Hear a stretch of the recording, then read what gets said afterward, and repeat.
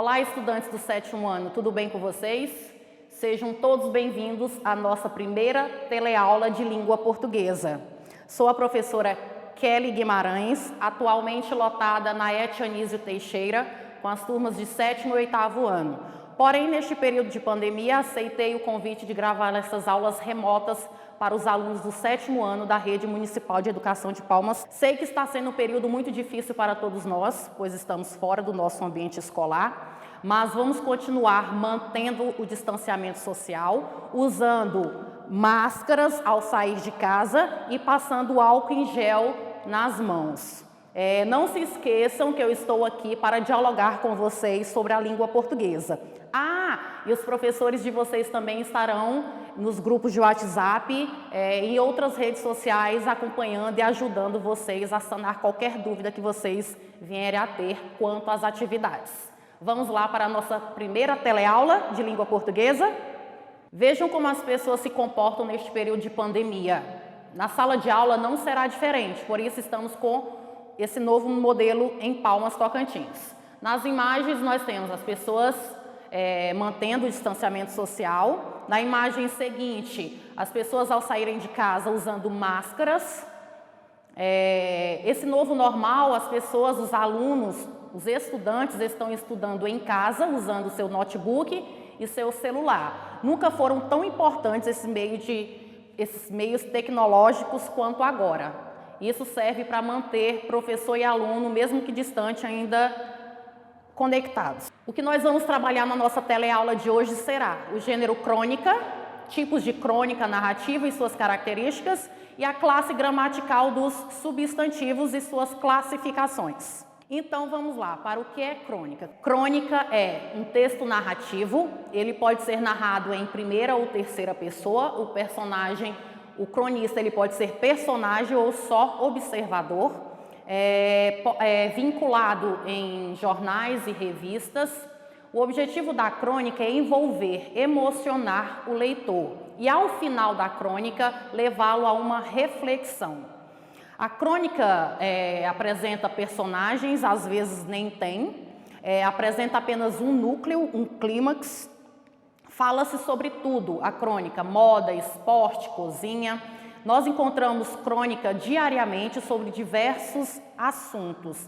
Então, para você ser um cronista, você deve ser um bom observador, saber o que está acontecendo ao seu redor para você criar o seu próprio texto. Resumindo, crônica refere-se a um gênero textual publicado em jornais, revistas e livros e tem um espaço reservado para um determinado assunto. Boa parte do público leitor é fanático por este gênero de texto. Muitas vezes quem se interessam por esporte vão ler uma crônica esportiva. Quem se interessa por moda vai ler uma crônica referente ao a moda, a culinária e por aí vai.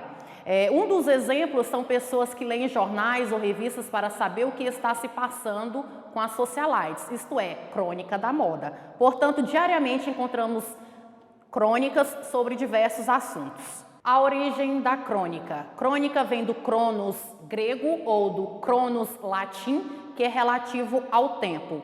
Narra fatos de natureza predominantemente não ficcional, não tem organização muito definida, é mais livre. Há fusão de narrativa com a expressão de opiniões e ideias. Mistura fatos, opiniões e impressões pessoais do enunciador. E quanto à linguagem da crônica, ela é clara e objetiva, irônica, cômica ou séria, não escolhe assunto, fala-se sobre tudo, conversa com todos, retrata o pitoresco das cenas, aparece nas revistas e principalmente em jornais, apresenta-se nos diários pessoais. A estrutura, o objetivo da crônica é um texto narrativo, ele narra uma história, é curto, breve. Vamos ler a crônica narrativa de Ferreira Goulart, O Menino e o Arco-Íris. O menino e o arco-íris. Era uma vez um menino curioso e entediado. Começou assustando-se com as cadeiras, as mesas e os demais objetos domésticos. Apalpava-os, mordia-os e jogava-os no chão. Esperava certamente uma resposta que os objetos não lhe davam. Descobriu alguns objetos mais interessantes, que os sapatos, os copos. Estes, quando atirados ao chão, quebravam-se. Já era alguma coisa, pelo menos não permaneciam os mesmos depois da ação. Mas logo o menino, que era profundamente entediado, cansou-se dos copos. No fim de tudo era vidro e só vidro. Mais tarde pôde passar para o quintal e descobriu as galinhas e as plantas. Já eram mais interessantes, sobretudo as galinhas, que falavam uma língua incompreensível e bicavam a terra. Conheceu o peru, a galinha da Angola e o pavão, mas logo se acostumou a todos eles e continuou entediado como sempre. Não pensava, não indagava com palavras, mas explorava sem cessar a realidade. Quando pôde sair à rua, teve novas esperanças. Um dia escapou e percorreu o maior espaço possível, ruas, praças, onde meninos jogavam futebol. Viu igrejas, automóveis e um trator que modificava um terreno. Perdeu-se, fugiu outra vez para ver o trator canteiro, para flores convencionais. E o menino cansou-se da rua. Voltou para o seu quintal. O tédio levou o menino aos jogos de azar, aos banhos de mar e às viagens para outra margem do rio. A margem de lá era igual à de cá. O menino cresceu e no amor, como no cinema, não encontrou o que procurava. Um dia, passando por um córrego, viu que as águas eram coloridas. Desceu pela margem e examinou. Eram coloridas.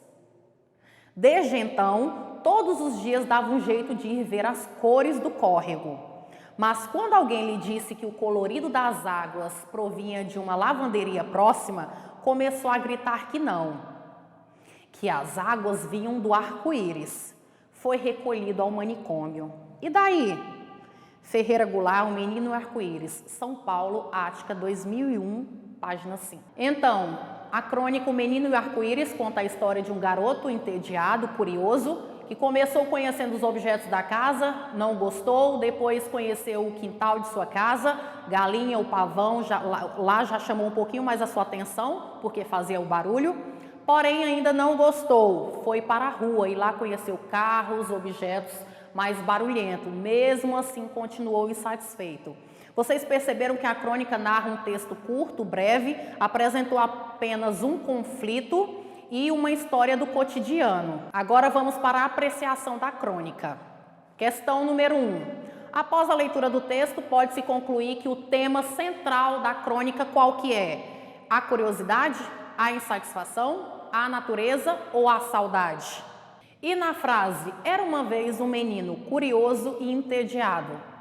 As palavras grifadas podem ser substituídas respectivamente por letra A, enfadado e alegre, letra B, maravilhado e deleitado, letra C, observador e enfadado, ou letra D, fascinado e pensativo.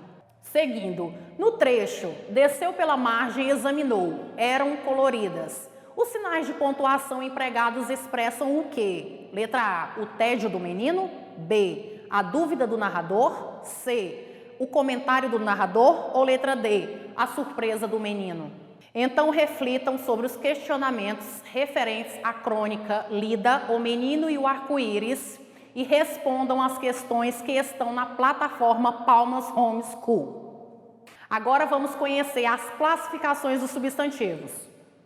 Os substantivos podem ser classificados como primitivos, quando não são formados a partir de outra palavra, dão origem a outras palavras. Exemplo, galinha.